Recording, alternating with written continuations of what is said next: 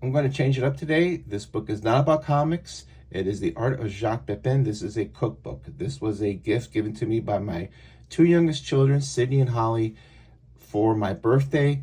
It was a special order. It just arrived yesterday. It's a lovely hardcover. Comes in a slipcase. And aside from it just being a really lovely book, these books, this edition at least, all come signed by Jacques Pepin. Now, if you don't know who Jacques Pepin is, don't worry, because I didn't know until a few months ago. He's a famous French chef who's had a long career, several decades worth, and he's had cooking shows, books.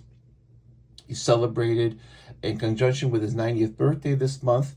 He's having a series of dinners. There's a foundation he's created. This book has been published, and I love his cooking because, well, first of all, I love to cook. That is something that if I were retired and I had free time to do what I wanted to do, I would prefer learning how to cook professionally and really learn how to cook. Because a lot of the stuff I've learned is from seeing recipes, seeing videos, self-taught. And what I like about his approach, and this is some of the art he's made from different styles. Sometimes it's charcoal, sometimes watercolor, sometimes it's more Picasso-based. This is charcoal from the early 60s that he did.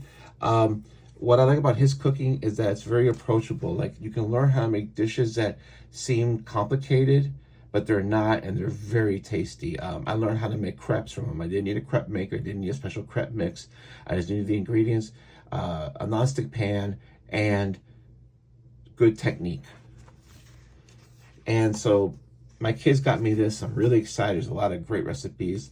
He's also, aside from being a chef, his other passion is art, is painting. So there's just a lot of great paintings in here that he's done, and it's intermixed with the recipes that he's put together. And there are different courses. There's soups and appetizers, then there's beef, there's fish and fowl, there's desserts, just all sorts of things. Still life here.